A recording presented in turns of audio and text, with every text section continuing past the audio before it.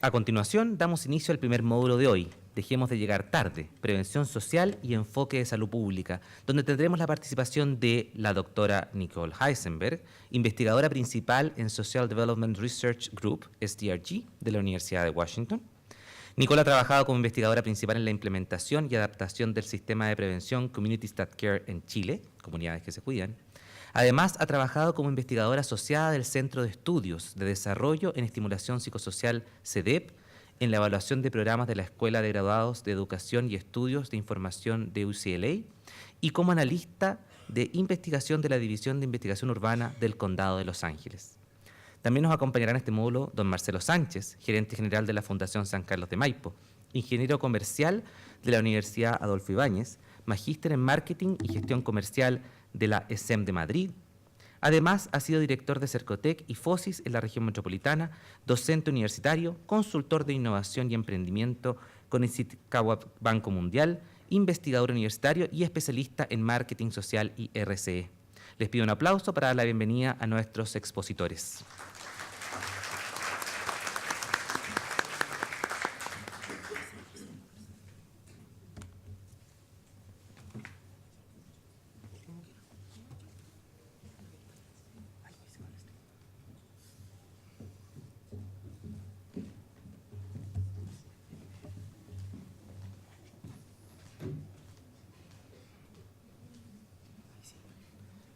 Partiremos con la presentación de don Marcelo Sánchez.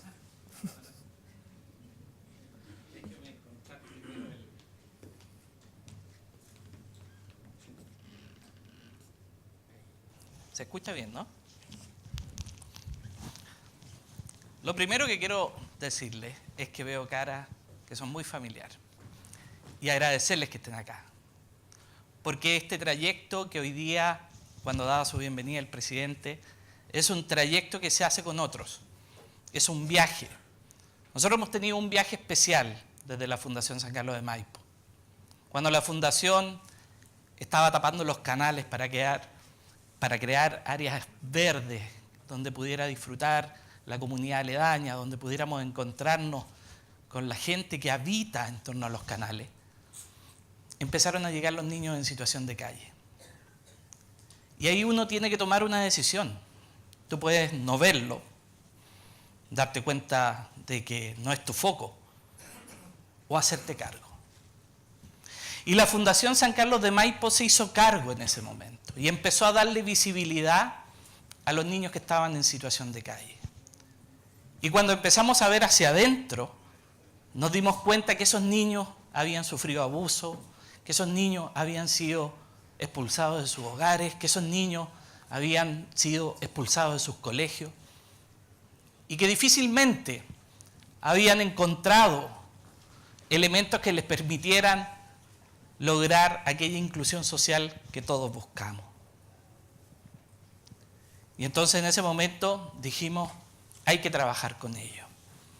Hay que avanzar, hay que hacerlo visible, hay que traer buenos programas, hay que colaborar con otras instituciones que lo estén haciendo. Y en ese momento también nos dimos cuenta que no podíamos llegar tarde. Pero era difícil porque estábamos recién comenzando, habíamos hecho un trabajo intenso con otras organizaciones y cuando partimos con esto, nadie hablaba de prevención. Hasta el día de hoy, si uno mira los presupuestos públicos, 1 de cada 10 pesos se invierte en prevención. El resto se invierte en control, en rehabilitación, etc. Y a lo mejor cuando uno lleva la discusión al plano económico, queda bastante coja. Porque esto no es plata, esto no se trata de plata. Se trata de saber llegar cuando hay que llegar, para evitar aquello que queremos evitar. Porque reparar, además de doloroso, a veces no tiene los resultados que nosotros quisiéramos. Por eso que iniciamos ese viaje. Y ese viaje implicó que fuéramos a los territorios, que estuviéramos en las poblaciones donde había mayor vulnerabilidad social, donde había exclusión social. ¿Cuántas veces lo hemos escuchado y no hemos meditado lo que significa la exclusión social? El año 2015, en este mismo salón, gracias Telefónica por eso, en este mismo salón estuvimos lanzando el primer estudio de exclusión social de las personas privadas de libertad. Y adivinen qué, se repetía la historia. Las personas que estaban presas eran personas que no habían tenido la oportunidad de a lo mejor haber tenido una opción en salud. El 30% de ellos no había ido nunca, no había tenido nunca una atención en salud. La población habitual es un 3%. El 60% que estaban en la cárcel eran personas que eran consumidoras problemáticas de droga. El 46% había participado de pandillas y había abandonado su hogar el 80% antes de los 18 años. Y había iniciado sus trayectorias delictivas a los 13. ¿Y qué tenían en común todos ellos? Tenían en común los altos niveles de exclusión social.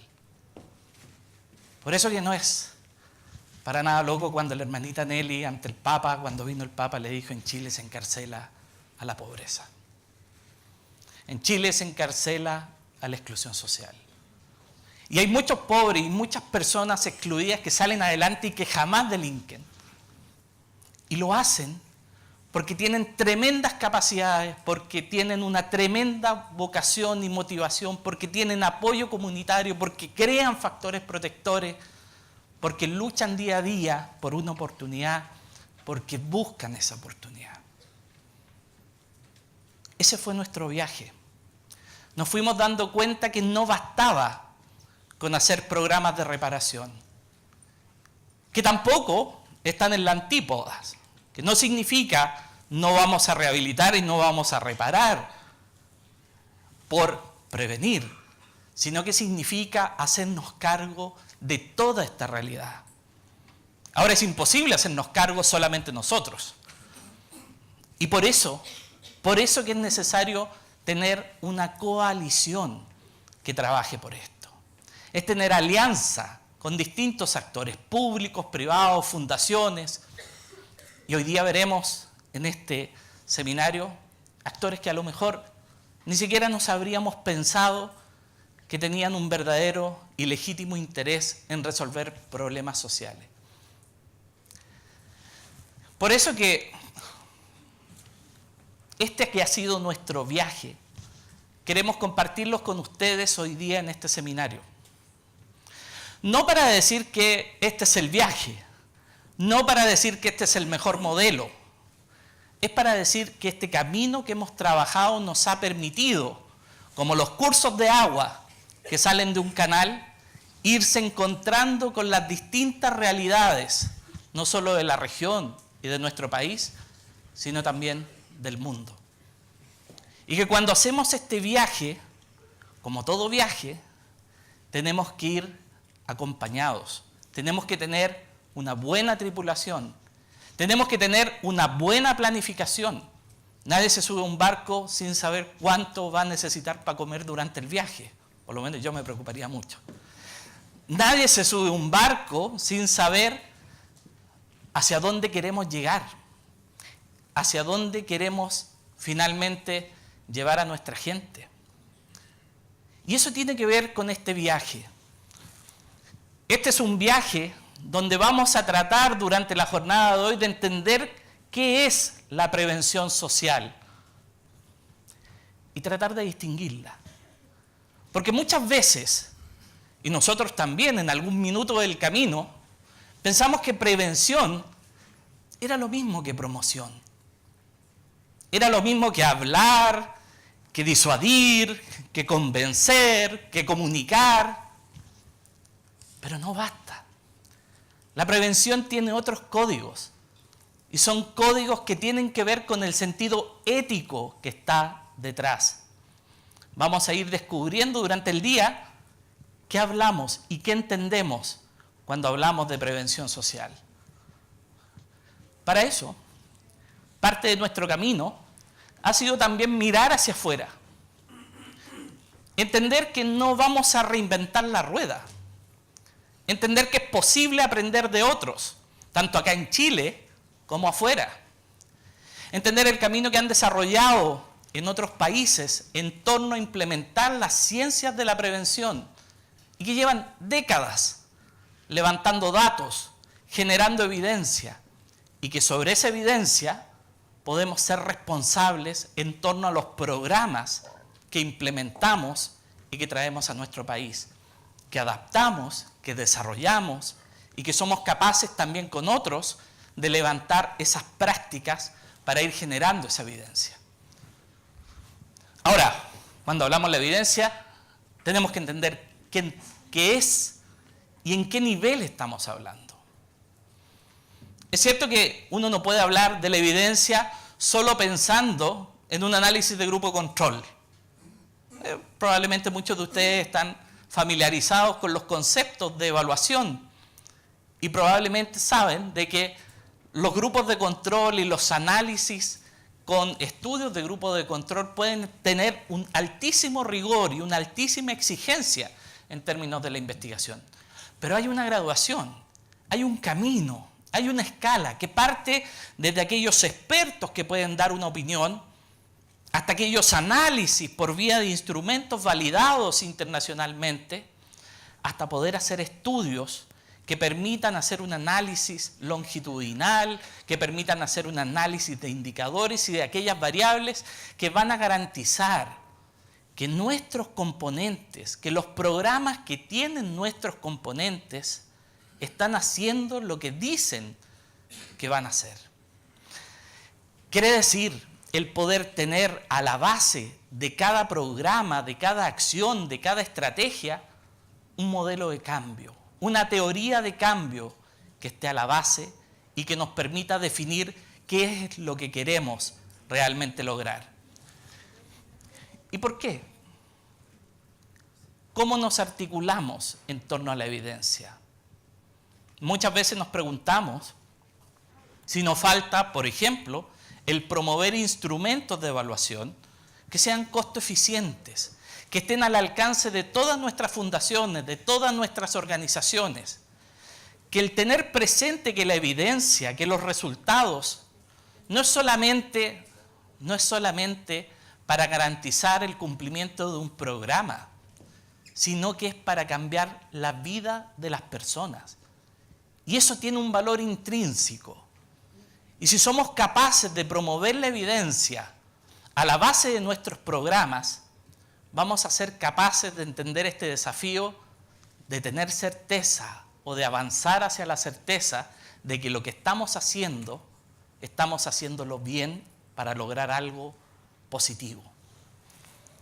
Ahora, ¿qué hace falta en Chile para que avancemos en este camino? Es también una interrogante que vamos a tener que ir descubriendo hoy día en este viaje. Vamos a ir preguntándole a las autoridades, preguntando al sector privado, preguntándole a la academia cómo podemos contribuir a generar aquella evidencia que aporte a la calidad de nuestros programas, que finalmente se traduzca en un cambio en la vida de las personas. Y ese es un proceso, y ese es un viaje, y es algo que no va a quedar resuelto hoy día, es algo que va a ir avanzando en el tiempo, pero desde donde queremos que cada uno de ustedes salga con la convicción de que podemos avanzar y podemos cambiar esta realidad. ¿Y por qué lo hacemos? ¿Por qué viajamos en esto? Ahí hay una serie de números. Probablemente muchos de ustedes saben a qué números o de qué números estamos hablando. 11 años.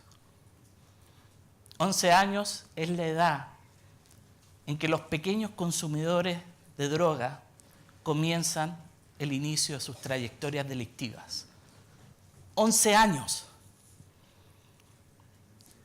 Ayer leí una estadística también que publicaba para La Confianza.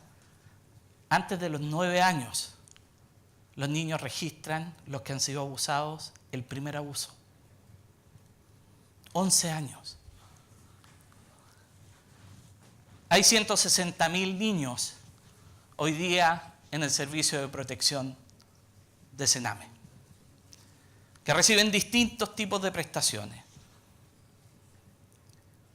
160.000 niños que tienen una realidad detrás de esas familias y que son familias con las que muchas veces no trabajamos. Aquellas que vemos como un factor de riesgo, aquellas que esperamos que no se acerquen a nuestros niños, aquellas con las que no trabajamos para la reunificación familiar, aquellas que olvidamos. 20.000 niños privados de cuidados parentales. De alguna forma, algunos en residencia, otros quitados a sus padres, dados en custodia a alguna familia. 20.000 niños sin su papá, sin su mamá.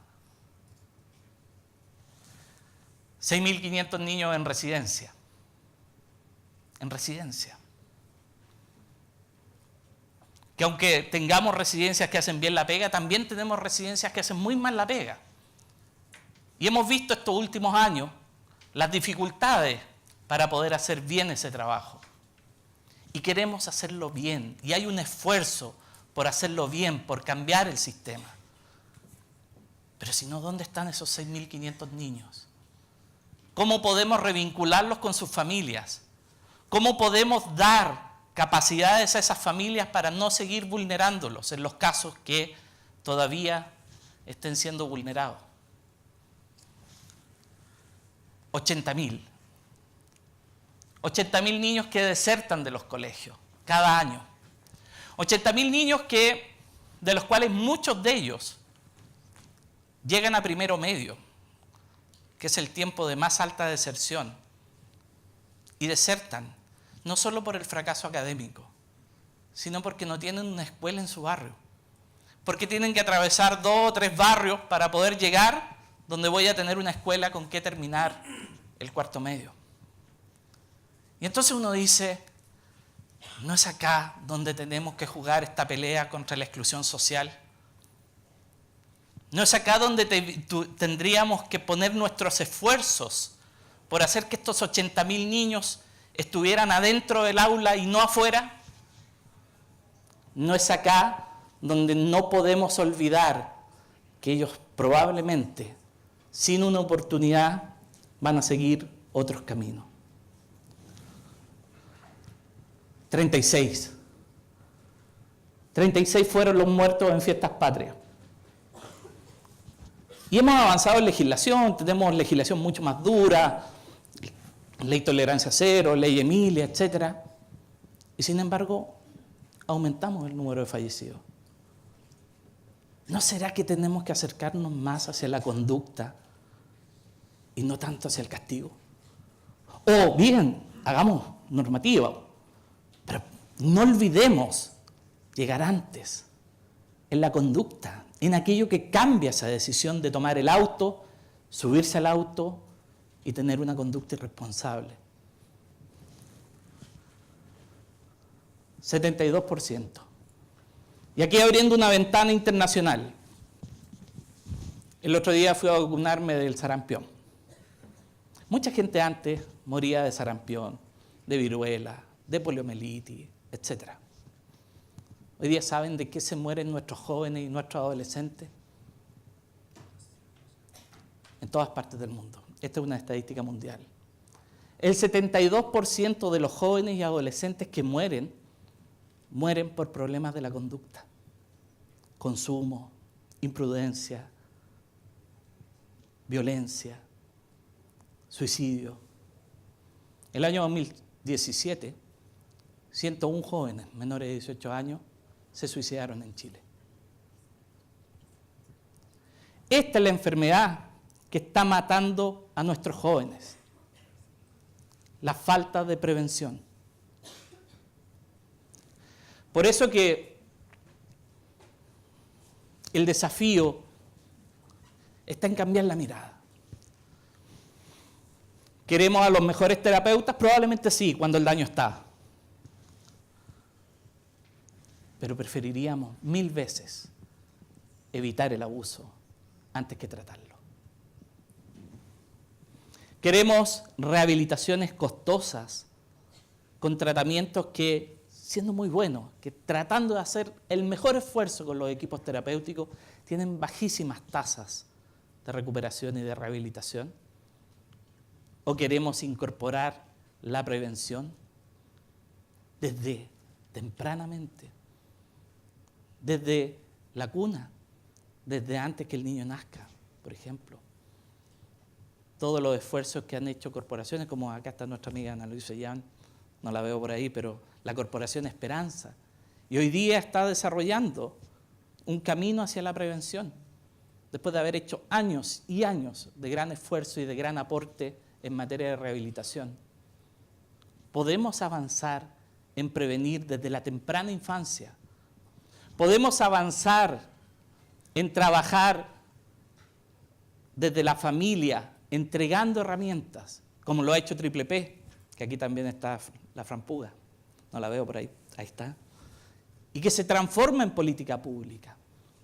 Podemos trabajar en términos de mejorar los entornos, como lo ha hecho Mi Parque, o como nosotros como Fundación San Carlos de Maipo estamos tratando de mejorar los entornos en nuestros barrios, con el apoyo de un modelo de trabajo, con evidencia. Aquí está Roberto, del Consejo Comunitario de San José de Maipo. Y entonces, de alguna forma, el desafío está en mirar si podemos transformar la realidad desde el daño, desde la reparación, a la prevención, a que esto no suceda. Y a veces creemos estar haciendo un bien.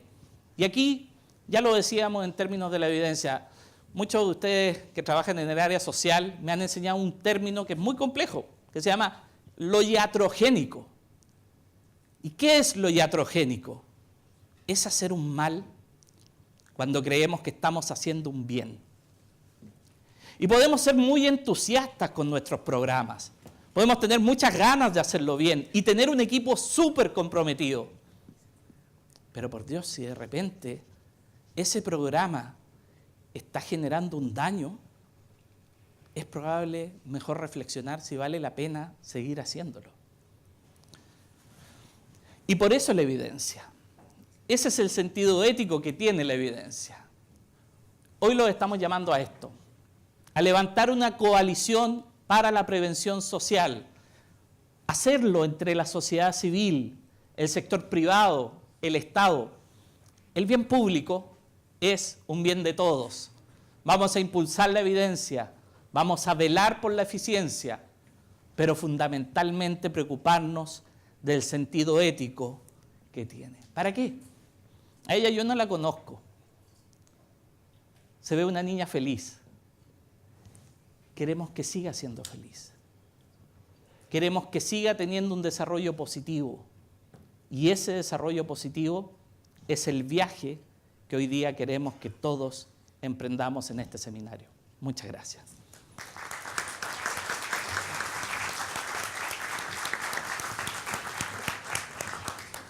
¿Quieres la Valier?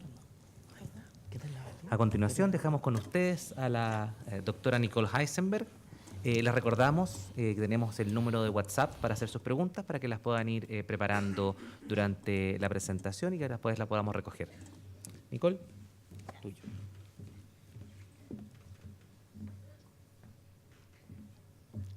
Muchas gracias por estar todos acá esta mañana. Gracias por las presentaciones y por la inspiración de Marcelo. Quiero agradecer a la Fundación por haberme invitado a participar en este seminario y agradecerles a todos ustedes por levantarse tempranito y estar aquí esta mañana dispuestos a escucharnos. Yo soy Nicole Heisenberg y trabajo en la Universidad de Washington. Como pueden escuchar, yo soy chilena, pero llevo como 20 años trabajando en Estados Unidos. Y quiero aprovechar de agradecer también a mi equipo en la Universidad de Washington en Estados Unidos, porque lo que les vengo a contar acá no es todo mío, sino que vengo representando a mi equipo y hay un montón de gente detrás que ha hecho gran parte del trabajo que quiero compartir con ustedes. Lo que quiero compartir es contarles un poco acerca de lo que llamamos la ciencia de la prevención y contarles un poco sobre el sistema Communities That Care, o comunidades que se cuidan, que es una aproximación a la prevención que hemos estado trabajando hace varias décadas y que empezamos a trabajar con la Fundación San Carlos de Maipo y sí mismo estamos trabajando en una adaptación y en un piloto acá en Chile.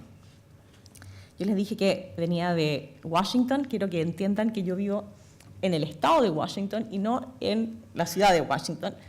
Allá es donde vive el presidente, yo estoy aquí en este otro lado. Y siempre digo a la gente, ahí es donde se filmó la película Sleepless in Seattle o Sintonía de Amor, que para la gente vieja como yo entienden, para los jóvenes quizás no conocen la película, pero para que se imaginen en verdad dónde estoy. ¿Por qué es que queremos prevenir problemas conductales, problemas de salud y comportamiento? Como dijo Marcelo, antes los principales problemas de salud eran más bien enfermedades infecciosas y hoy en día las principales causas de muerte y de problemas en la juventud son realmente problemas de comportamiento, como consumo de drogas, delincuencia, violencia, depresión, conductas sexuales riesgosas. Y estas son algunas de las causas mayores de los problemas en la juventud, que además tienen consecuencias a largo plazo, o sea, consecuencias negativas para el desarrollo psicosocial, pero también para el desarrollo económico de la sociedad en general.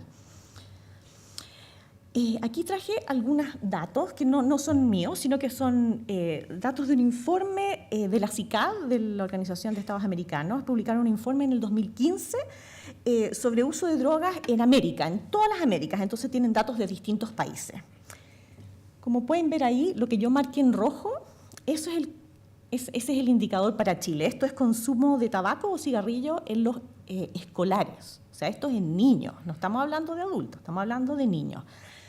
El país que está más alto de toda América es Chile. Estos datos son desde el 2013 para el caso chileno. Este es el consumo de marihuana en población escolar también. El país más alto, Chile. Este es el consumo de cocaína. Aquí los voy a dejar con algo un poquito más feliz. Ahí estamos en consumo de alcohol, también en la población escolar, pero tampoco vamos a decir que estamos súper. Estos son algunos datos que recolectamos con la Fundación San Carlos de Maipo en el año 2014 sobre problemas de comportamiento antisocial, conductas delictuales, y vemos que hay más de un cuarto de los niños, que estos son niños de octavo básico, o sea, son bien chicos, ya se han involucrado en algunas conductas delictuales. O sea que sabemos que en este país, como en otros países también, existen problemas de salud y comportamiento. Lo que queremos hacer hoy día es cambiar el foco de atención. En el fondo, en vez de esperar a que se desarrollen estos problemas y que ya se haya causado el daño, queremos pensar en cómo promover la salud y prevenir esos problemas. ¿Por qué tengo un dibujo, una foto de un río ahí que tiene que ver eso? En el fondo, para nosotros la metáfora es que queremos intervenir río arriba. O sea, queremos hacer la intervención antes de que los niños ya como que se caigan por la cascada para abajo. El ideal es hacer intervenciones antes de que los niños se acerquen siquiera a la cascada. Hay un montón de cosas que podemos hacer antes para prevenir en vez de lamentar. El objetivo de la prevención, como dijo Marcelo, yo creo que esa foto es bastante un buen ejemplo. Queremos familias felices, queremos niños sanos, queremos desarrollo positivo. Y para poder prevenir o moderar los problemas de salud y comportamiento, lo que tenemos que hacer es eliminar o mitigar, o sea, achicar, los precursores o las causas de los problemas antes de que se manifiesten. Esos precursores o causas son lo que nosotros llamamos los factores de riesgo y protección. Yo sé que la palabra riesgo se usa para muchas cosas distintas, pero cuando yo me refiero acá en esta presentación a los factores de riesgo y protección, es a eso lo que estamos hablando, acerca de los precursores o las causas, los predictores de los problemas. ¿Qué son estos factores de riesgo y protección?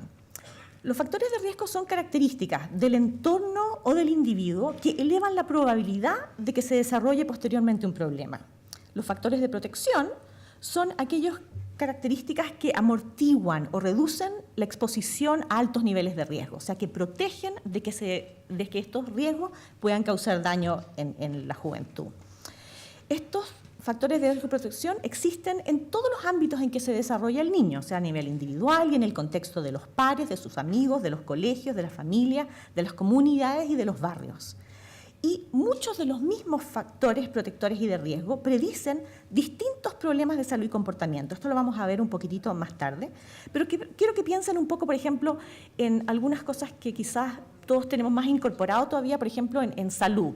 La medicina ha identificado cuáles son los factores de riesgo para los ataques al corazón. Entonces sabemos que, por ejemplo, la obesidad, una diabetes maltratada o fumar cigarrillo, todas esas son causas o factores que predicen mayor probabilidad de que hayan ataques al corazón. También hay factores protectores, o sea, el ejercicio, tener una dieta balanceada, todas esas son cosas protectoras. No estamos diciendo de que haya una línea directa, o sea, cada persona que fuma va a tener ataque al corazón, no. Pero ¿aumenta la probabilidad? Sí, aumenta la probabilidad. ¿Y cómo sabemos esto? Porque han hecho varios estudios largos, por muchos años, y son estudios rigurosos que han descubierto esto. Esta misma lógica, un poco como de salud pública, se puede aplicar también a los problemas de salud y comportamiento.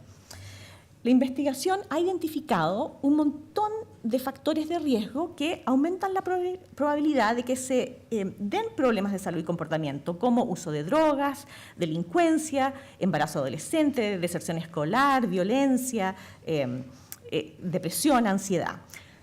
Yo sé que esto está un poco chico, medio difícil de leerlo, pero les voy a contar un poco. Estos factores de riesgo existen a nivel de la comunidad, por ejemplo, disponibilidad de drogas en la comunidad, a nivel de la familia, por ejemplo, conflicto familiar, a nivel escolar, por ejemplo, bajo compromiso con la escuela, y a nivel de los individuos y los pares, desde factores como constitucionales del niño hasta también, por ejemplo, lo que llamamos las malas juntas, o sea, tener los amigos que están involucrados en problemas, todos esos son factores de riesgo. Y como ustedes pueden ver, un mismo factor de riesgo a veces tiene influencia en muchos problemas de comportamiento, ¿cierto? O sea, un mismo factor puede afectar o predecir o ser un precursor para muchos problemas, lo cual tiene el lado positivo de que al trabajar en un factor de riesgo no solo estamos previniendo o reduciendo la probabilidad de que se desarrolle un tipo de problema o conductual, sino que podemos predecir varias cosas al mismo tiempo. Tiene como una eficiencia, ¿cierto? Quiero parar un poco esto de los factores de riesgo y hacer un poquito pie atrás y hablar un poco de la historia. Y les voy a contar un poco de la historia en Estados Unidos porque eso es lo que conozco un poco más en el área de prevención. En Estados Unidos, en los años 70, la prevención del uso de drogas y de la delincuencia se centraba básicamente como en tres cosas.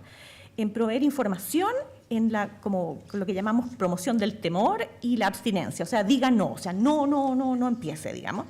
Y estrategias de promoción de temor son como demostrar como todas las cosas más terribles que pueden pasar, como asustar a los niños. Y los resultados de estos estudios que se hicieron con respecto a estas intervenciones fueron que no hubo reducción en el uso de drogas ni en la delincuencia con el uso de estas estrategias. Algunos programas de información aumentaron el uso de drogas, o sea, los niños ahora tenían más información y eran más capaces de usar distintas cosas. Y algunas estrategias de promoción del temor aumentaron la delincuencia. ¿Cuál fue como el aprendizaje de esto que pasó? En el fondo, algunas buenas ideas que no han sido evaluadas pueden empeorar la situación. Y es aquí donde quiero rescatar lo que decía Marcelo como de la perspectiva ética. En el fondo, yo creo que todos nosotros tenemos como un compromiso ético con mejorar el futuro de los niños y mejorar la situación de la infancia. Y eso pasa por pensar, ok, aunque yo tenga buenas intenciones, tengo que buscar la evidencia, evaluar rigurosamente lo que estoy haciendo, porque quiero saber con evidencia si es que lo que yo estoy haciendo va a resultar o no, si es que tiene efectos positivos o no. Vamos a hablar un poquito más de eso más adelante. Pero con todo esto se generó como un cambio de paradigma.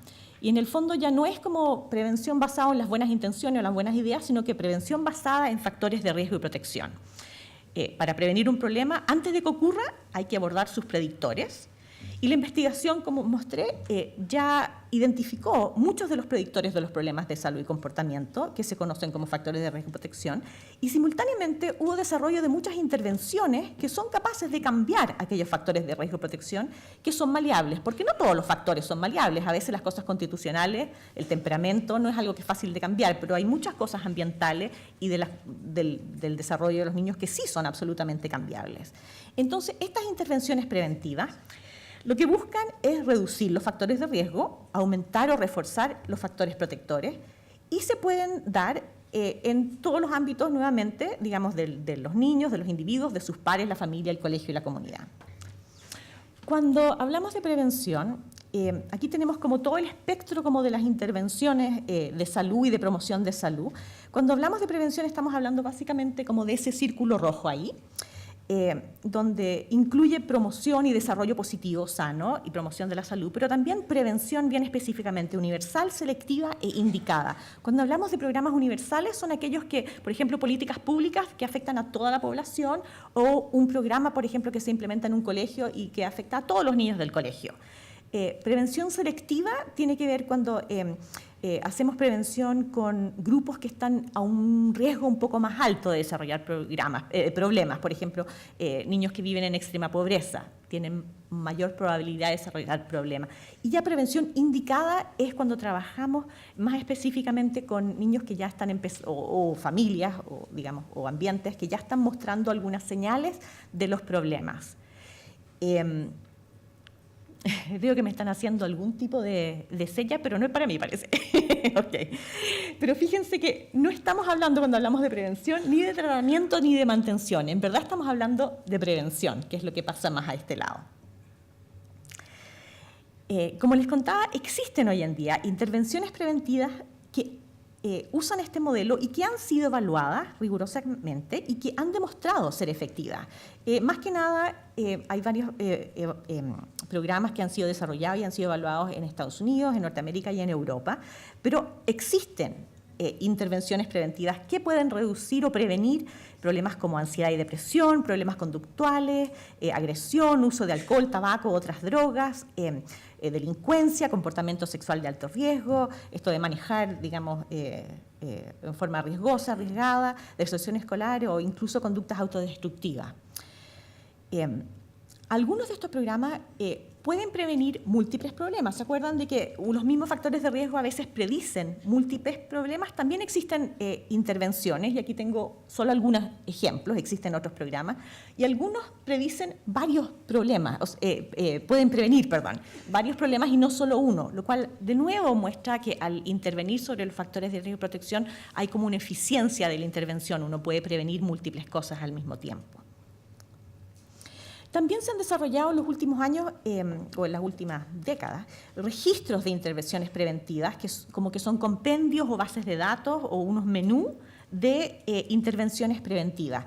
Y hay menús como de programas efectivos. El que más usamos nosotros es el que se llama Blueprints for Healthy Youth Development, que tiene hoy en día, yo diría más o menos 80 programas preventivos para prevenir un espectro grande de problemas de salud y comportamiento. También hay compendios de políticas públicas efectivas y también hay compendios de programas que han demostrado ahorrar dinero. En el fondo, el Washington State Institute for Public Policy hace estudios de costo-beneficio y ha podido, en el fondo, recoger varios programas que, en el fondo, tienen un retorno de inversión mayor de lo que se invierte. O sea, es algo que ahorra dinero. Eso no significa que todas las intervenciones preventivas que hay en el mundo son positivas o tienen efectos positivos, pero sí existen muchos y tenemos que enfocarnos en esa evidencia y tratar de usarla.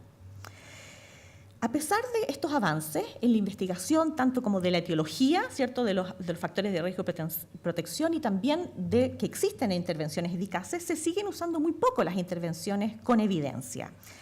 Y hace algunos años, en el fondo, pensaban, bueno, ¿cómo logramos que la prevención se dé a más grande escala? Una de las estrategias o de las soluciones o de los caminos, digamos, para poder enfrentar este desafío es lo que el sistema en el cual hemos estado trabajando nosotros, que se llama Communities That Care, o comunidades que se cuidan en castellano. Y es un sistema preventivo desarrollado por David Hawkins y Richard Catalano en la Universidad de Washington. Ellos son los fundadores del Social Development Research Group, donde trabajo yo.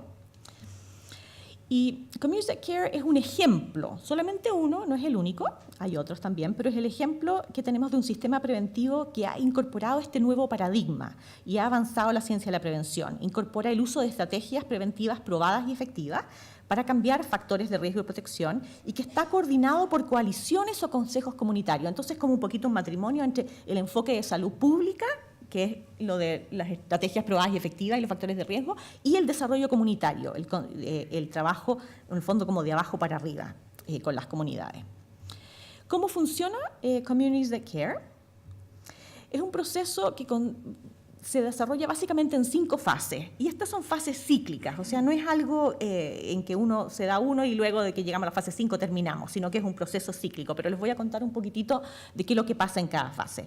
La primera fase es lo que llamamos la fase para comenzar, donde se hace un poquito un diagnóstico de la disponibilidad de la comunidad, o sea, qué tan preparada está esta comunidad para poder hacer este tipo de trabajo preventivo, y se identifican cuáles son los actores principales que pueden participar en este trabajo.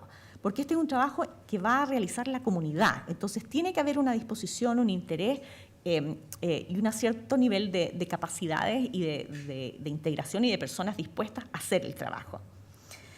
Luego viene la etapa de organizar e involucrar a la comunidad, y como les decía, este es un trabajo que lo realiza la comunidad misma. Entonces se conforman una serie de consejos. Primero se buscan la participación de líderes en la comunidad, lo que llamamos los líderes claves, que representan a sectores clave que en el fondo tienen acceso como a las puertas, a las llaves o a los recursos también de una comunidad, que puede incluir el alcalde, puede incluir el director de los servicios de salud, el director de los servicios de educación municipal. O sea, personas clave que van a poder movilizar un poco el proceso porque tienen acceso, en el fondo, a la toma de decisiones. También se organiza, lo más importante, es el Consejo Comunitario, que son representantes de distintos sectores de la comunidad, de todas aquellas personas que les interesa y están interesadas por el bienestar de los niños. Entonces puede incluir desde personas representantes del área de salud, educación, gente de los colegios, personas de las iglesias, personas de las empresas, de los negocios que hay en las comunidades, representantes de los vecinos, de los propios padres de los niños. O sea, todas aquellas personas que tienen un interés y que influyen en el desarrollo de los niños, se los invita a participar en este consejo comunitario. Y este consejo está liderado como por un coordinador, que es el que coordina y administra y en el fondo facilita el proceso, pero realmente son ellos los que llevan a cabo el trabajo. Luego viene una fase crítica, que es el desarrollo del perfil comunitario. En esta fase es cuando en el fondo se hace una medición de cuáles son los factores de riesgo y protección que hay en la comunidad. Nosotros usamos una encuesta, la encuesta Communities That Care, una encuesta juvenil en que los propios niños contestan. Y esa encuesta mide factores de riesgo y protección y mide problemas de salud y comportamiento. Y luego se hace como un diagnóstico, es como una toma de temperatura, en el fondo, porque los factores de riesgo varían de una localidad a otra, no son los mismos para todos. Entonces queremos ver cuáles son las fortalezas y debilidades de una localidad o de un barrio o de una ciudad en particular, para que podamos intervenir sobre aquellos problemas que son los problemas verdaderos de esa comunidad, que van a ser distintos a las de otra comunidad. Entonces no hay una solución que sea como universal para todos, sino que tenemos que buscar una solución que esté de acuerdo con los problemas principales que tiene esa comunidad. Además, en esta fase se hace un poquito también una evaluación de cuáles son los recursos que ya existen en la comunidad, porque las comunidades están haciendo cosas. Entonces queremos ver qué recursos existen y qué cosas faltan para poder, en el fondo, cerrar esas brechas que quedan y no necesariamente empezar desde cero.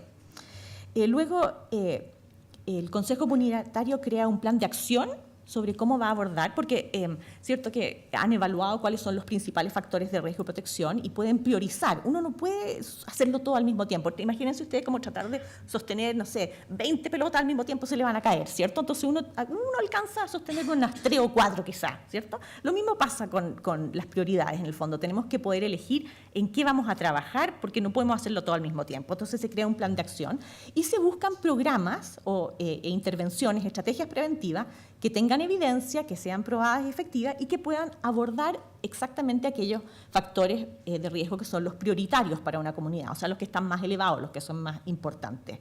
Aquí no es como llegar con una agenda política, a mí me interesa hacer esto porque es lo que a mí me interesa, sino que vamos a tomar decisiones basadas en los datos concretos y reales de ese barrio, de esa comunidad. Y finalmente, no sé qué pasa ahí, estoy yendo para el otro lado. Se implementan los programas que se han seleccionado y se evalúan, o sea, se asegura que haya una implementación rigurosa de los programas y se evalúa que tengan los efectos que queremos que tengan, ¿cierto? ¿Cómo se organiza el sistema? Voy a pasar rapidito. Básicamente se inserta dentro de la comunidad y, como les contaba, se conforma un consejo de líderes clave de la comunidad, un consejo comunitario, que tiene un coordinador, que es el que en el fondo facilita que ocurran las cosas, no es el que hace todo el trabajo, aquí es comunidades que se cuidan, no coordinador que cuida, sino que tienen que participar todos. Y muchas veces dentro del Consejo Comunitario se crea un comité ejecutivo un poco más administrativo y se crean grupos de trabajo, porque la gente tiene distintas especialidades y distintos intereses y tenemos que en el fondo dividir para poder realizar las cosas. Y hay un grupo que se encarga más del área de evaluación de los factores de riesgo, otro grupo que se encarga más de finanzas, de mantención, etc. Este sistema de comunidades que se cuidan se basa como en 3 pilares de la investigación. Uno es la investigación en factores de riesgo, que ya les conté bastante. Otra es en la estrategia de desarrollo social y, por último, en toda la evidencia sobre programas probados y efectivos. No voy a repetir mucho, pero en el fondo, para cambiar un comportamiento tenemos que abordar los predictores del comportamiento. Y aquí tengo un ejemplo de uno de los perfiles que creamos con los datos de los factores de riesgo de la encuesta juvenil que aplicamos. Y como pueden ver, este es un colegio, un octavo básico, estos son datos reales que recolectamos en el 2014. Cuando uno tiene todos los factores de riesgo puestos así en un mismo gráfico, en una misma página, es bastante fácil comparar uno con otro. Y uno dice, ok, aquí hay 2 cosas que están más elevadas que el resto. Quizás esas son áreas que debiéramos elegir para intervenir.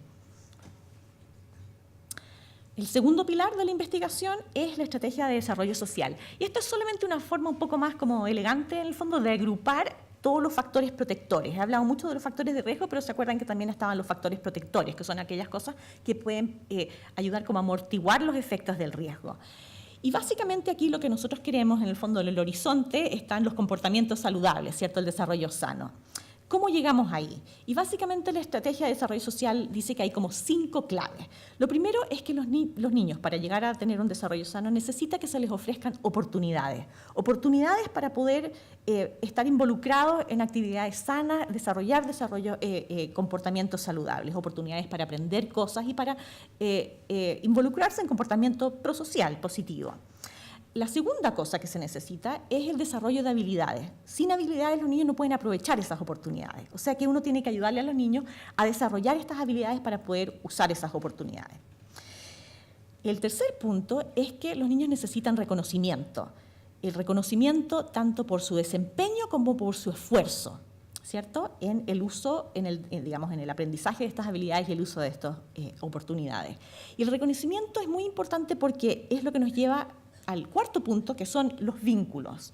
En la medida en que los niños reciben reconocimiento de parte de los adultos con los cuales interactúan, van a poder desarrollar un vínculo o una relación cercana y positiva con esos adultos. Y en la medida en que se sienten cercanos y vinculados a esos adultos, aumenta la probabilidad de que quieran seguir estos estándares de comportamiento, estas reglas o estas directrices que le ofrecen los adultos.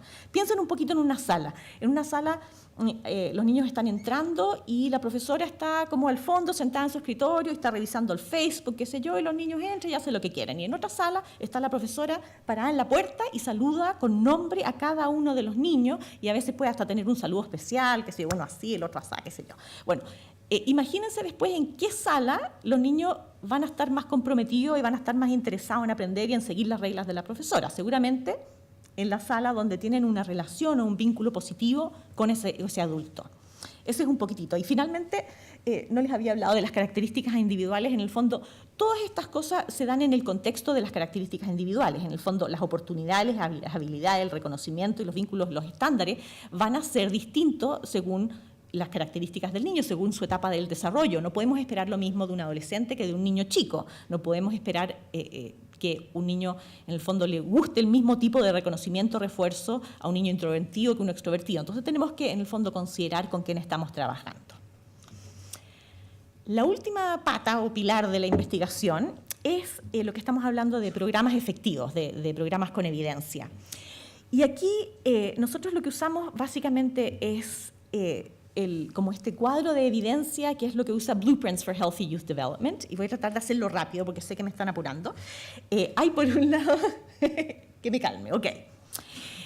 Los programas con evidencia son aquellos que tienen un impacto positivo. Por un lado, que logran resultados positivos en los niños y que tienen ausencia de efectos negativos. Estamos hablando de lo iatrogénico, ¿cierto? Eso es lo que consideramos que es un programa efectivo.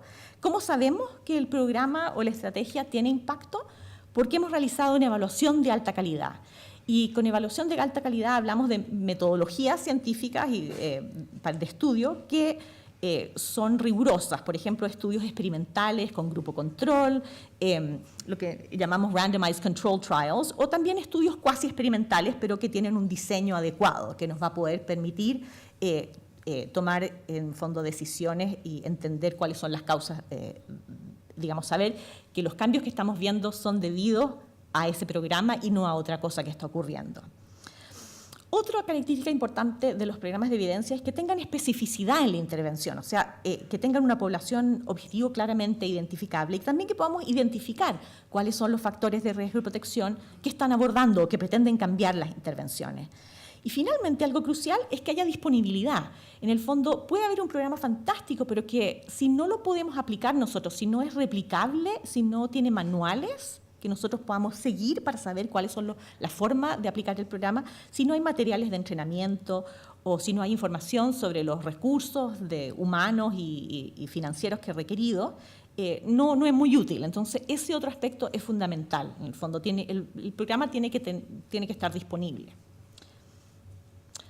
¿Cómo sabemos qué comunidades que se cuidan funcionan? Bueno, la verdad es que no sabemos qué comunidades que se cuidan tal como lo estamos aplicando en Chile funciona. Sabemos que funcionan muchos aspectos, pero todavía no hemos realizado un estudio de evaluación de impacto, pero sí sabemos que Communities That Care en Estados Unidos funciona. Y esto es basado en los resultados de varias investigaciones. Les voy a contar un poquitito sobre la investigación más importante que se ha realizado, que es un estudio experimental, el Community Youth Development Study, que empezó hace como 15 años, con 12 pares o parejas de comunidades, o sea, 24 comunidades en total en 7 estados del país, pero que fueron como apareadas en una que es intervención y una que es grupo control, y son parejas similares dentro del mismo estado que tienen como características demográficas bastante parecidas.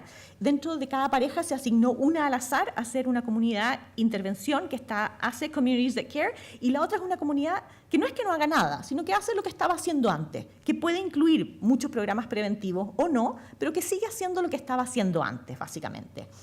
Y estas son comunidades relativamente pequeñas, de como 15.000 habitantes, que son las que participaron en este estudio. Se partió con un panel longitudinal, un estudio longitudinal en que siguieron a los niños a lo largo de los años y hay una muestra empezaron con como 4.400 niños, que es un censo de la población escolar, o sea, todos los niños que asistían a las escuelas públicas en todas estas localidades, porque en Estados Unidos la educación pública realmente abarca la mayor parte de los niños. Y empezamos a encuestarlo cuando estaban en quinto básico, ¿cierto? Eso de como 10 años más o menos, 11 años. Y los hemos seguido, ya tienen como 23, 24, 25 años, pero los hemos ido siguiendo a través de los años. Este es un estudio que lo lideró inicialmente David Hawkins, ahora la investigadora principal es Sabrina Osterly. ¿Y qué es lo que encontramos? Al comparar los niños que estaban viviendo en las comunidades que tenían la intervención, Communities That Care, comparado con las comunidades donde no existía la intervención, vimos que cuando estaban en octavo básico, o sea, como 3 años después de la encuesta inicial, y que habían participado en intervenciones a nivel escolar, familiar, comunitaria, a través de este sistema, había un 33% menos de probabilidad de que iniciaran el uso del tabaco, 32% menor probabilidad de involucrarse en el alcohol, y de empezar a usar alcohol, y 25% menos probabilidad de empezar con conductas delictuales. Esta es incidencia. También vimos disminuciones en la prevalencia, o sea, en el uso como en el último año de drogas y en conductas delictuales. Y también vemos efectos a largo plazo. Vimos efectos cuando los niños estaban en segundo medio, cuando los niños estaban en cuarto medio, incluso una vez salidos del colegio los hemos seguido entrevistando, y estos son algunos resultados cuando los niños tenían 21 años, o sea, ya habían salido, y todavía vemos que hay menor probabilidad, como casi una reducción a la mitad de la probabilidad de iniciar el uso de drogas como tabaco, marihuana, alcohol, un 18% menor probabilidad de iniciar comportamientos antisociales y violencia también. ¿Vale la pena la inversión? Hemos realizado también estudios de costo-beneficio y muestran que claramente sí. O sea, por cada dólar invertido o gastado en Communities That Care se obtiene un retorno a la inversión de $5.31. O sea, claramente sí hay un retorno a la inversión positivo. O sea, se ahorra plata al invertir en prevención. Aquí hay un mapa de dónde hay comunidades que están haciendo Communities That Care en Estados Unidos, en su versión más tradicional y en una versión un poco más moderna con algún entrenamiento que es online, en los amarillos versus los azules, en muchos lugares distintos. Aquí hay un mapa en el mundo, tenemos colaboradores y gente que está adaptando y tratando de implementar CTC en Australia, en Alemania, Suecia, Holanda, en Canadá, bueno, en Estados Unidos. En Colombia hay una versión, también una adaptación, tenemos la adaptación en Chile, también hay un grupo que va a empezar a hacer una adaptación en Panamá este año, y hay algunos países que usan la encuesta para medir factores de riesgo, a pesar de que no tienen el sistema entero funcionando. En Chile empezamos en el año 2014 con 3 comunidades pilotos. En Quilicura, Los Espejos y San José de Maipo han hecho un trabajo extraordinario, los consejos comunitarios y la fundación, en la implementación local del sistema. Hoy en día todas las comunidades están en la fase 5, ya empezando con, digamos, ya tienen sus planes de acción y están empezando a pensar, ya a implementar o a ver cómo van a implementar algunos otros programas. Y este año la fundación también se va a extender y va a trabajar en una comunidad nueva en Peñalolén. Ok, se ha avanzado mucho, ¿cierto? Tenemos este sistema y uno dice, ok, ya estamos bastante adelante, pero la verdad es que todavía hay muchos desafíos. A pesar de que ustedes vieron en varias partes del mundo se está usando este sistema y en Estados Unidos hay montones de comunidades que tienen estos consejos comunitarios, todavía se invierte mucho menos en prevención de lo que se invierte en tratamiento y en control policial, y se siguen usando muy poco los programas con evidencia. No se usan en forma tanto como quisiéramos. Entonces, hace un par de años, la Academia de Medicina de Estados Unidos publicó lo que ellos llaman, digamos, en un informe que se llama Unleashing the Power of Prevention, en el fondo como desatar el poder de la prevención, y esa es como la estrategia que quieren usar para poder, en el fondo, asegurar el desarrollo sano de todos los niños, niñas y adolescentes. Y usar la prevención para mover el tema de la salud hacia adelante. El objetivo para Estados Unidos para los próximos 10 años es reducir en un 20% la incidencia y prevalencia de problemas de salud y comportamiento en los jóvenes de 0 a 24 años y reducir en un 20% las disparidades o las inequidades raciales y socioeconómicas en términos de estos problemas de salud y comportamiento, porque todavía vemos mucha disparidad en el país. Cuando yo pienso, en el fondo, la primera vez que escuché el título de este informe de Unleashing the Power of Prevention, les voy a confesar que lo primero que yo me imaginaba era así como los Power Rangers. Pero en verdad, quiero que vean que es casi lo contrario en el fondo. Les voy a contar un poco de qué se trata esto y es que básicamente pequeñas acciones pueden tener grandes cambios.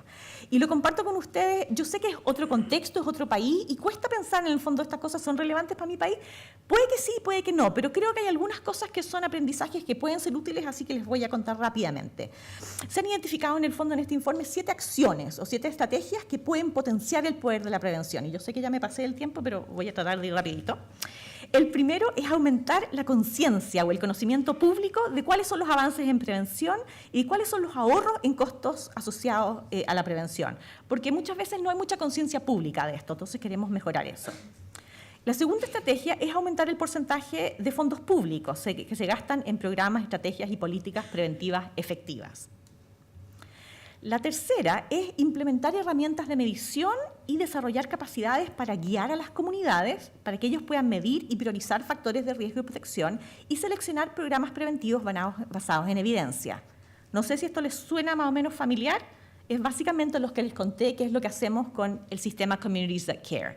Y la idea en Estados Unidos es aumentar, digamos, en la próxima década, el número de ciudades o de barrios, de comunidades que tengan sus consejos comunitarios y que puedan hacer este tipo de trabajo.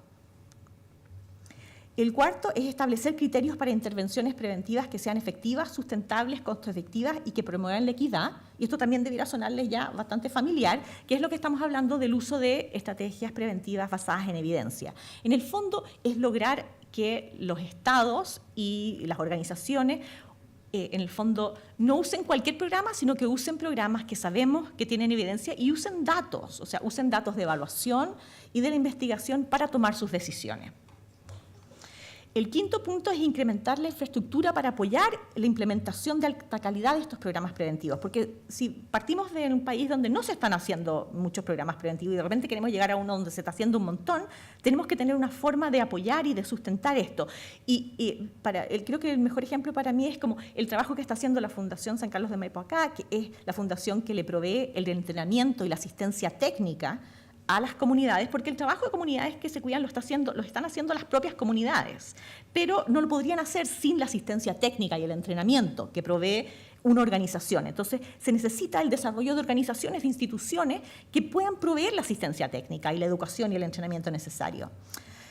También necesitamos monitorear y aumentar el acceso a intervenciones preventivas eficaces. En el fondo, también lograr que las distintas organizaciones y agencias colaboren y usen sistemas de monitoreo que sean integrados y que en el fondo comuniquen unos con los otros, ¿cierto? Que en el fondo que haya como una integración de las distintas organizaciones y también que se use la tecnología para aumentar el acceso. Finalmente, crear estrategias para desarrollar una fuerza laboral, personal capacitado que pueda cumplir estos nuevos roles. Y eso pasa por desarrollar como programas universitarios integrados en medicina, psicología, trabajo social, salud pública, etcétera, que puedan educar, digamos, a gente que trabaje en prevención y también que haya currículum dentro de las distintas carreras en que puedan preparar a personal y a gente que pueda aplicar estos programas preventivos y que sepa, digamos, que esté capacitada para hacerlo, porque no vamos a lograr de un día para el otro, en el fondo, hacerlo todo. Estas son las 7 estrategias y quiero que piensen un poquitito, pero yo creo que claramente muestra que para un futuro sano para nuestra juventud necesitamos tanto la colaboración interdisciplinaria como la innovación. Son estas dos ejes y creo que eso nos indica que en el fondo prevenir es una de las mejores inversiones que podemos hacer. Con todas estas ideas, yo sé que hablé súper rápido y que les di un montón de información. Quiero que piensen un poquitito en lo que he estado hablando y se junten con la persona que tengan al lado. Por último, pueden hacer también grupos de 3 y calladito, despacito. Piensen y conversen en los próximos 5 minutos estas 3 preguntas. Pensando en todo lo que les conté hoy día, ¿dónde estamos en Chile? ¿Qué es lo que falta? Y la pregunta más importante para mí que se hagan ustedes es ¿qué puedo hacer yo para avanzar la prevención en nuestro país? Porque aquí hay representantes de áreas muy diversas, hay gente que trabaja directamente con los niños, hay gente que dirige fundaciones y organizaciones. Entonces lo que cada uno puede hacer va a ser muy distinto. En el fondo, cada uno desde su perspectiva, los papás pueden hacerlo de una forma, los dirigentes pueden hacerlo de otra, ¿cierto? Pero cada uno piense y converse en parejas o en grupos de 3 durante los próximos 5 minutos. ¿Qué pueden, digamos, estas 3 preguntas? Pero lo más importante, quiero que se focalicen en la número 3. Y si quieren enviar un WhatsApp al número ese que sale antes, que ustedes lo anotaron y que lo tienen por ahí, alguna de las ideas, va a haber un grupo que va a estar recolectando estas ideas y nos encantaría saber cuáles son las ideas que ustedes tienen. Así que les voy a dejar unos 5 minutos para que conversen entre ustedes con la pareja que tienen al lado y después vamos a hacer algunas preguntas. Gracias. A ver, les voy a dejar las preguntas ahí en realidad. La gente va. Y por favor, no sean tímidos, conversen con el de al lado. Si no están conversando, los voy a ir a molestar. Voy a...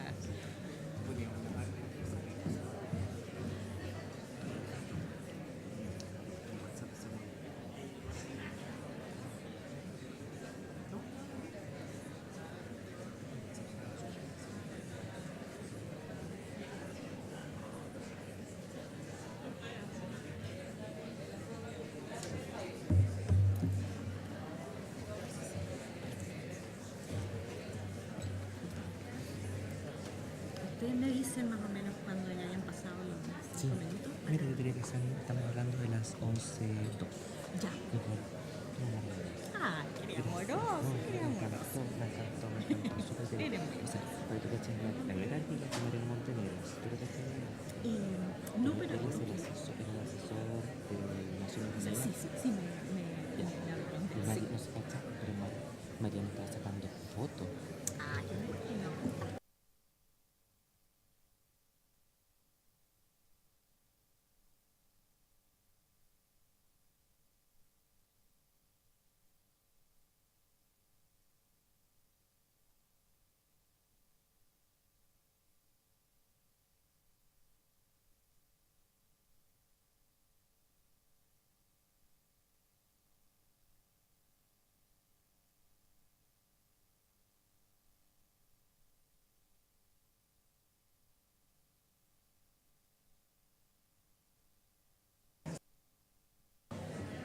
¿Y ahora funciona o no? Sí. Los voy a interrumpir. Se ven alguna gente súper entretenida conversando.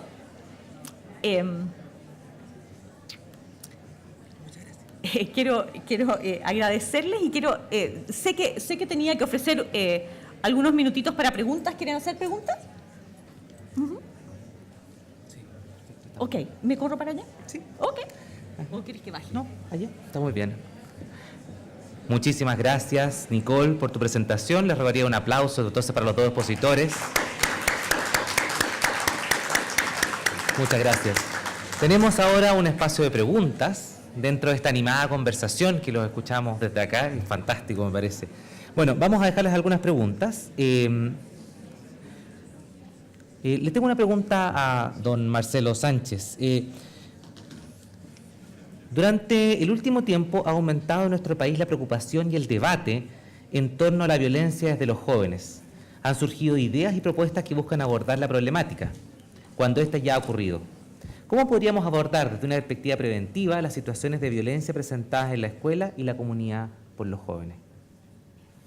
A ver, la verdad es que creo que, Nicole, también, si tú quieres sumarte a la respuesta. Estaba tratando de ponerme de acuerdo con el micrófono, así que ni siquiera escuché la pregunta. Ya, no te preocupes, pero efectivamente en comunidades que se cuidan da respuestas también a ese tipo de situaciones. Cuando hablamos de la violencia es solo la consecuencia, pero hay una serie de causas que están a la base, que tienen que ver también con la exclusión social, tal como conversábamos, que tiene que ver con la incapacidad muchas veces de contar con un modelo familiar adecuado, que tiene a veces la búsqueda de algún amigo que a lo mejor participa en una pandilla porque probablemente es el único vínculo que está cercano. Entonces, cuando hablamos, por ejemplo, de un modelo como el que acaba de presentar acá Nicole, estamos haciendo posible que en muchos ámbitos donde hay brechas en el territorio, donde a lo mejor la escuela no es el lugar donde le están dando el vínculo,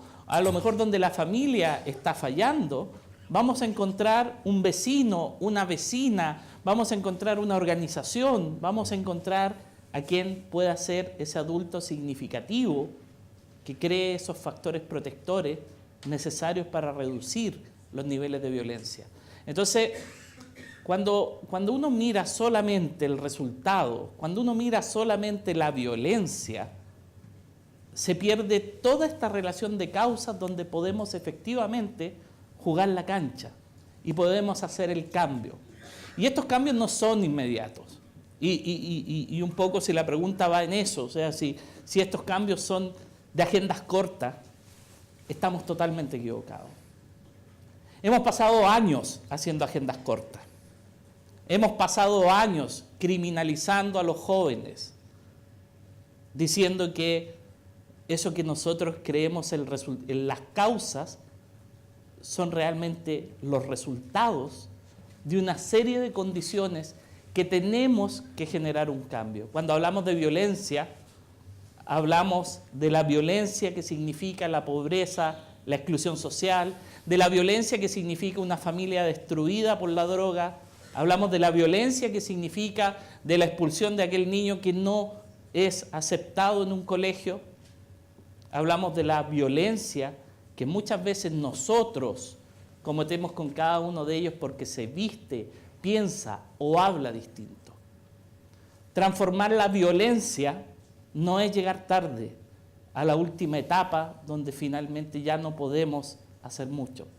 Es llegar antes. Y para llegar antes hay que tener políticas locales efectivas. No sirve hablar en abstracto de las políticas públicas. Las políticas públicas tienen que hacerse carne en el territorio. Y por eso como Fundación San Carlos de Maipo fuimos a buscar el modelo Comunidades que se Cuidan. Porque pone el corazón en el territorio, con información local, con decisión local y con participación local. Pero participación de verdad, donde la gente decide, donde la gente asume un rol y cambia la vida desde el vínculo de todos los niños. Los que algún día podrían haber terminado en un modelo de violencia, como los que algún día los arrebata el narco para que desarrolle su negocio, los que algún día abandonaron la casa y no volvieron nunca más al colegio. Ahí tenemos que estar, en el metro cuadrado, en la comuna, en la localidad, con los vecinos, colaborando con ellos para que seamos esta familia grande que muchas veces aquellos niños no tienen. Muchas gracias, Marcelo. Nicole, desde la Fundación Paréntesis, nos preguntan si podrías contar algo acerca de tu experiencia respecto a prácticas efectivas para la sostenibilidad de una intervención en la propia comunidad luego de que termina el apoyo externo. Qué buena pregunta, muy buena. ¿Funciona esto? ¿Hay un botoncito? ¿Funciona ahora? Sí. Okay. Es una excelente pregunta el tema de la sustentabilidad. ¿No funciona?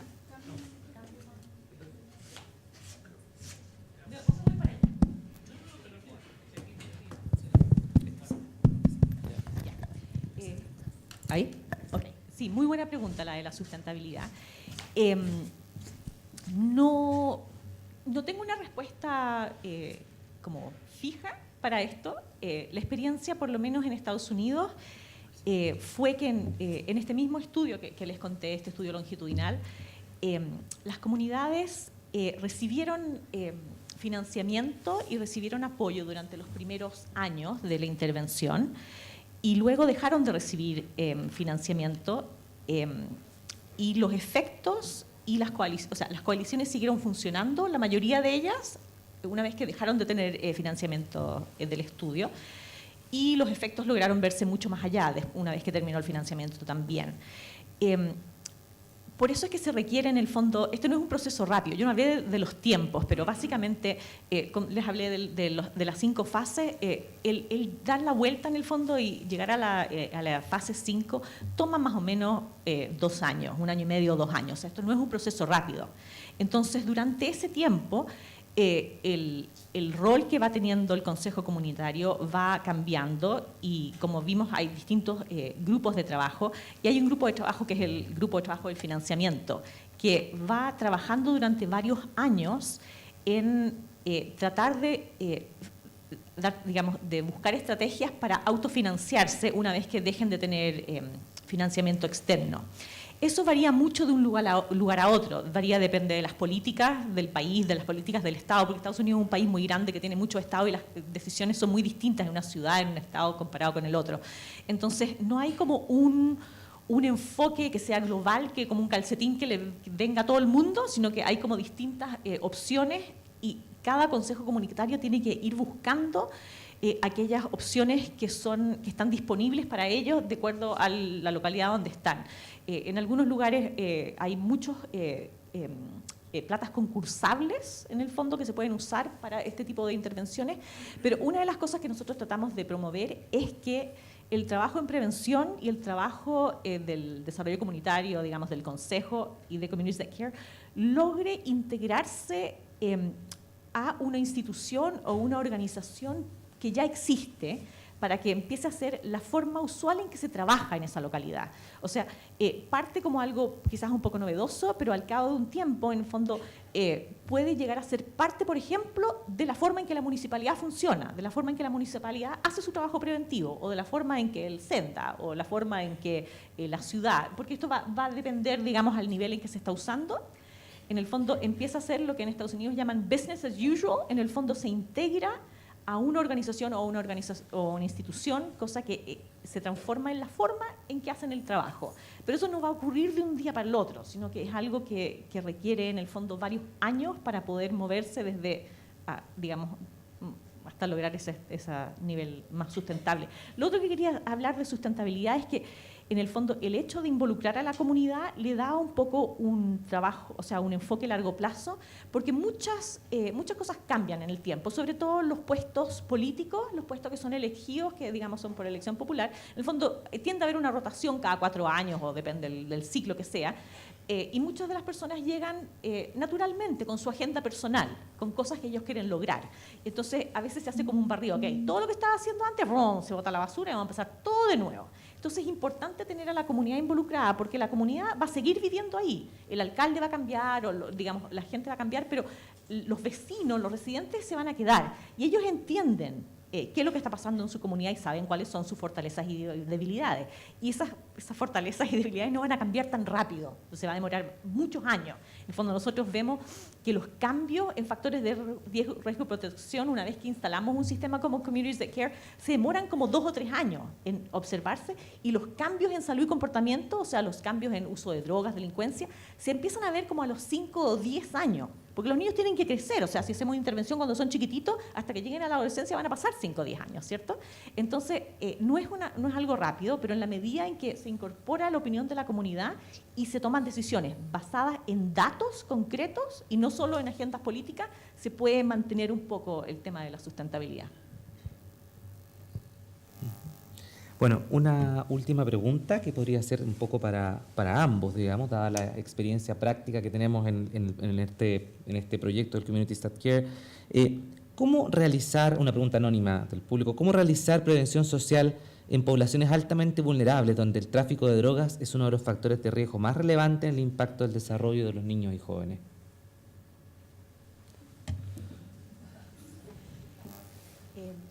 También es una excelente pregunta. Tenemos la experiencia de que hemos estado haciendo comunidades que se cuidan en comunidades o barrios donde existe narcotráfico, y, o sea, tenemos como experiencia concreta de que a cierto nivel se puede, o sea, tenemos como evidencia de que es posible hacerlo. Por otro lado, ¿se acuerdan que yo les dije que es importante como hacer una evaluación como de la disponibilidad y ver si es que están o sea, si la comunidad está dispuesta, si existen las condiciones?